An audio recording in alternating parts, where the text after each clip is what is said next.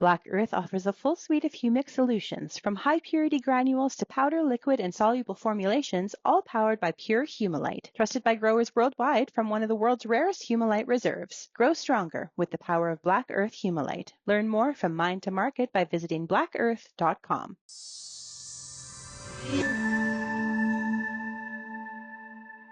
Sean Haney here with Real Agriculture, and we're joined right now by Remy Schmaltz, who is the founder and CEO of Brilliant Harvest. Hey, Remy, it's great to chat with you.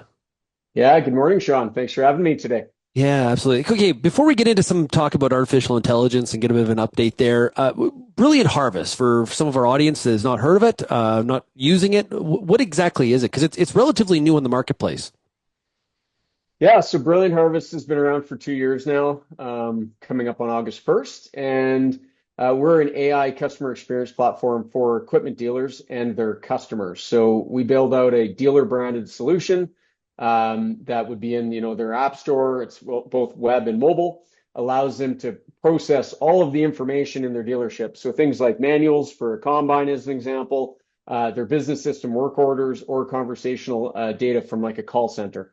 So that the 30 to 50% of the questions that come from their customers to their dealership team are often easily answerable or repeat. And they're, hitting a person, and at peak times, it's hard to answer all those questions. And so this is about getting, faster answers back to those customers so they can get on with farming or whatever they're trying to do with their equipment. Like, what would be an example of a question in those common questions that are, just throw one out there in terms of a practical example. Yeah, it could be something as simple as, I'm looking for a part, for my piece of equipment. And, today the parts person will often be looking in 6 different systems to find this part. And so, it's frustrating, right? And so if you're the customer, you're often experiencing either, even if you do get a hold of someone right away, you're experiencing the, hey, let me look it up and I'll get back to you situation, right? Which is frustrating for the customer and for the employee, right? They just want to answer the question and move on. So then now you have the employee who's out searching for stuff, and then they have to call them back. So it's like 15 to 30 minutes of wasted time. And the customer, in a lot of cases, like, how can't you know this? Right. You should just know this. But if you're a dealer, you're selling between 40 to 100 different brands. And so really tough to know everything about, every piece of equipment that you've ever sold. Now, introducing Brilliant Harvest to us here, you mentioned, it's an AI tool, and I'm sure you see this. You've lived in the startup space for a lot of your career, being a true entrepreneur. This right now, that's one of the keywords. There's like a overuse probably in some cases where AI, it's just a spreadsheet. I don't know if that's artificial intelligence. Right. Are you finding that there's a lot of people using that terminology, but maybe not delivering when you really look at the product? Yeah, so I think definitely it's a very hot word to be using, and if you're not using AI, and this isn't just startups, right? This is big corporations, right? If they're not saying AI in their quarterly update in some way, they're kind of being frowned upon because they're not being progressive enough. So yeah, for sure. I think saying AI is easy to do and harder to really execute well and create value from. And this is like, even to the point, if you look big picture AI, all these AI companies that are, like ChatGPT, OpenAI, and Meta, they're not making money on AI today, right? Like, these aren't profitable businesses. They're all going for the long-term value creation of what they're doing. So to actually create a profitable business that's like scalable and makes sense is really hard to do. And AI is like one tool in your toolbox, but you have to use it efficiently and make sure you have a clear use case and that you can implement it and actually create value from it. Yeah, because the barriers to the customer are they're whether it's AI or it's other kind of technologies. It's about user interface, minimizing the complexity, and obviously upfront cost, and at the end of the day, ROI. Right? Those are the critical things. Yep. Yeah. And like fitting into the workflow, right? Yeah. How do you do your job, or how do you interact? I mean, those things are really important that you understand and have deep domain knowledge around them. So when you're going out and talking to different ag dealerships across North America about your offering, um, are those barriers the same for them as they are, say, with the farmer? Um, Because you know, I because you've taken yeah. technology to the farmer before, right? In some of Yeah. your past companies, this is more you're in the uh, B2B space, so to speak, Mhm. and trying to be in the workflow. So what is it similar or different?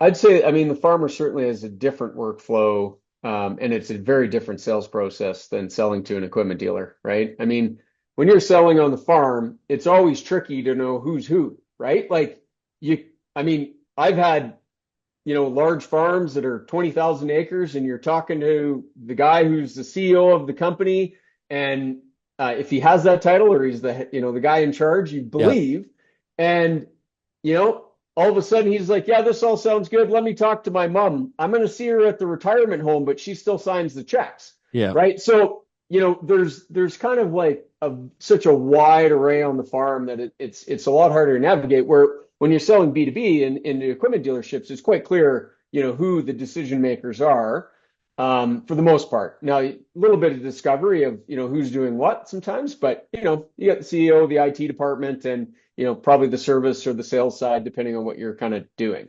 yeah. From an update on Brilliant Harvest standpoint, how has it been going after 2 years? Things have been really good. We've been having a lot of fun as a team, and we've been, really blessed with having some amazing partners. We've got just about to sign our sixth customer now.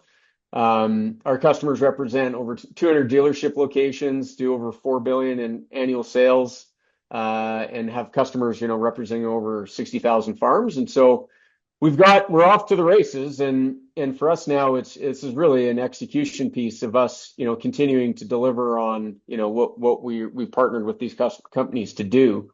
So there's definitely a clear need. Dealerships are feeling the pain on just the talent side of Yeah. finding good people, right? And good people isn't just an issue in this industry; it's in all industries. So, good people will be sucked into any industry if you do your job well, right? So everyone's feeling the pain there. And I think everyone, sees as we continue to gain, some of the big name dealerships in North America as our clients, that's huge for our reputation, and certainly gives us a lot of brand equity of what we're doing. And I've always been an under promise, over deliver kind of guy. And so, we're really picking and choosing at this stage of who we want to work with to make sure that, we're doing a great job and executing well.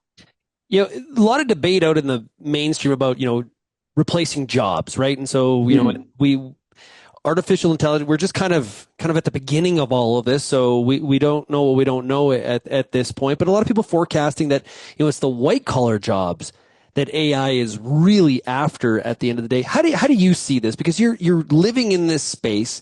You're talking to customers who Mhm. are having trouble with the talent pool. They're obviously looking to backfill some of that Mhm. workload onto AI, but it doesn't necessarily replace the need for people at the dealership. No, so this is really about enhancing or making, enabling for teams at the dealership to do more, and frankly, probably put them in a better spot where they're not being burnt out.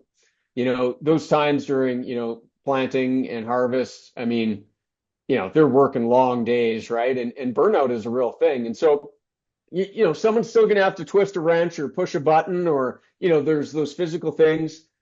People still operate, farms in particular, but, they want trust. Like I need to be able to connect with my person, but that I have trust and I rely on. And so there's still a very physical presence, that's needed. But ultimately, how can you be more efficient, right? Like when you get 100 questions a day from your customers during peak demand, if half of them are something that you've answered before, I mean, do you really need to re-answer them again by like having a long phone call or retyping a text message or whatever? Like we got to be more efficient with our people. And so I always think that, in a company, and especially larger businesses that have really big talent pools or teams, there's always churn, especially in the bottom half, right? So if you think sales teams, you know, the bottom half of your sales team is going to churn no matter what, AI or not. Like they're not going to survive, right? If they're not doing a good job, they're not going to be around.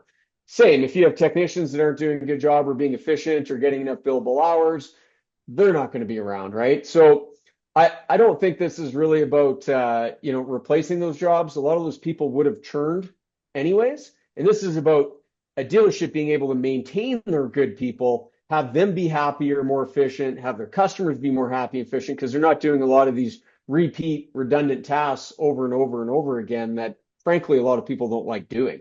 So what's the trajectory? What does this look like 2 years from now? So 2 years from now, like from AI in general, or what Yeah, we're doing just at well, Brilliant Harvest? even if you just look at using AI with a product like Brilliant Harvest, what does that? Yeah. Where does this grow to? What does this look like? So I would say that, we're integrated with all the different systems they have. So, maybe they have a call center, they have their business system, their CRM, they have some different other, databases and systems that they use in their dealership. So we're interconnected to all of those, both receiving and sending data to them. And so we're basically providing a comprehensive one-stop shop for a new employee, as an example, that comes on board and instantly knows almost as much as the senior guy who's been there for 20 years, right? They can access the same information and the thousands of questions and problems that senior person has solved can now be solved almost as quickly by, the junior person coming in, right? So you can get people up to speed way faster. Now you're not training your new people on customers, right? On the farm. They can help those customers quicker, and the farm can self-serve too on more, right? Now the dealership gets to manage how much of that information they share, but these things become like intertwined into your daily life, right? So multiple communication platforms, right? Text, email, phone call, in-app. I mean, all feeding into one system that allows you to manage that communication flow. And that might not even be 2 years from now, to be honest with you. I think we're going to get there probably faster than that. Yeah, that's the thing. It just continues to speed up and advance. And boy, this is sure. You just think about image creation from AI and how much better that is compared to just 3 months ago. Yep. It's insane. So who knows where, 5 years, it's hard to like that. That's where it's like, who knows that's like what we used to do with, what's it going to be like in 2050 with technology. And now we're talking about, that kind of rate of change and speed, Yep. something that's 5 years out. It's amazing. Yep. Exciting. Well, hey, Remy, thanks a lot for joining us here today. Really appreciate it, and all the best to you with your activities and opportunities with Brilliant Harvest. Thanks so much. Yep. Thank you, Sean. For the latest ag news, agronomic advice, and more, check out realagriculture.com and Real Ag Radio.